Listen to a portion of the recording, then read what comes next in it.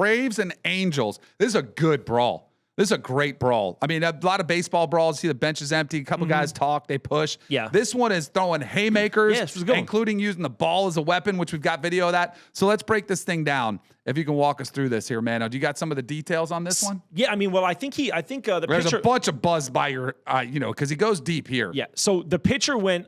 I guess what Soler felt like was in. I mean, growing up when I grew up was pretty good. Do we have? Here you go. Here's the rear angle. Here's where the angle you're talking about, where you see Soler.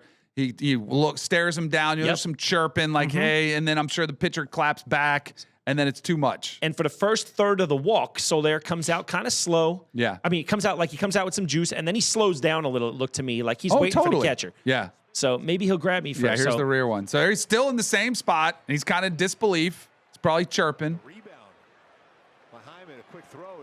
Nothing said yet. But he's probably chirping, right?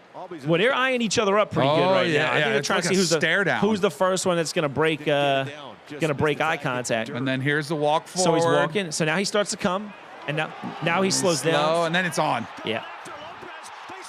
Well, the catcher too. You could tell the catcher didn't want no smoke because Soler was in his stance for like 3 or 4 seconds before he threw. You could have wrapped him up. I'm sorry. If you're the catcher, you do have to wrap him up. You have to, right? You're not going to let him punch my pitcher in the face. Yeah. Right, that was kind of a bad look. And he wasn't putting that ball down either. No, he had a plan for that ball. No, I'd never seen that before. Yeah. I'd be worried about hurting my fingers. Did he punch it? He punched him with the ball. He threw the ball. Yeah. No, he was punching him. He held. So the ball's still in his hand. Nice. He was throwing haymakers with get the Mike baseball. Trout out of there, please. Mike Trout's finally playing. Can we get Mike Trout out of there? But Mike Trout's probably the one guy that you see and you're like, you're okay, gonna I come gotta down stop. for Mike Trout, right? So maybe that was the good thing. Here's the baseball swing. So watch here. He's got it in his hand. And he kind of looks like it. No, he held on to it. Interesting. Yeah. Now he's still holding on to it. Wouldn't have been my technique, but right.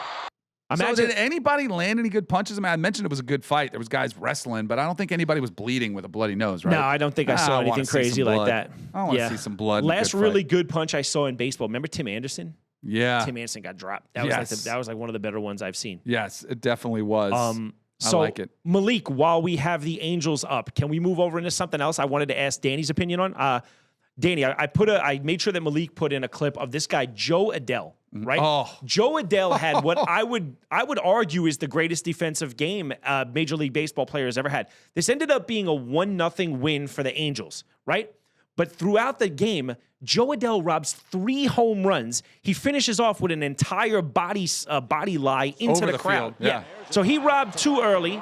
These are incredible. Right. So and they're not. There's no doubt they're over the fence. Oh, like he robs unquestionable. them. Yeah. So I think the odds of getting 1 is crazy. Right. The odds of getting 2 is just outrageous. And then he gets a third that would have tied the game. Any one of these would have tied the game. This is the second. Yep. It's another sick one. Yeah. So at 2, you're thinking this is unbelievable. Right. Because I think 2 would have been unbelievable. Totally. And then to get the third and the track to run all the way over there. It was the best one by far. It looked the coolest. And then they got this picture that if they don't put it on a sports card, they're really missing the boat. Holding it up. So watch this. Where they're behind him. Malik's a wizard, man. Malik, can you pull up the picture, the Joe Adell best picture ever? And I think it's that woman right there. See the woman right there? It's such a sick picture. Oh. It's such a sick picture. So I'm trying to get, is it greatest defensive performance I've ever seen in a Yes, I think it's unquestionably. Like, holy cow. We've seen triple plays turned quite a bit. You know, not a lot, but it does happen. Yeah. I don't know if I can't think if we ever seen 2 home runs robbed, let alone 3. And to your point, the opportunity to do it rarely comes. Like we've seen players hit 3 home runs in a game. Like that's kind of like it's a big deal, but you get 5 at bats, like you're going to do it. Yeah. To come up with all of them. Absolutely insane. I know the picture you're talking about, the rear view. And it's like unbelievable. He's holding up the ball. Now, here's a question after. I did see some people pointing this out, and I am a baseball player. That's the picture. The one. Oh, that is put sick. that on a baseball card. Right? That is so cool. Put that on an instant. They have like instants where they make cards like the night of, and they go. To. That's the best shot I've ever seen. You have to. So cool. I mean, standing there in stands. Yeah. Why isn't it a home run? Because do you? And I saw a couple people ask this. I mean, he did catch it.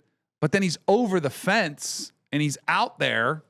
Like, are you allowed to go? Like, what if I guess you're an active player, but like if you're a bullpen catcher and you catch it, it's a home run. No, I like rewarding a guy who makes a great play. I agree. But Yeah, I don't know what I would say to that one. Like, I think if you climb, it's almost like if you establish position inbounds before you make a catch out of bounds, like it's good.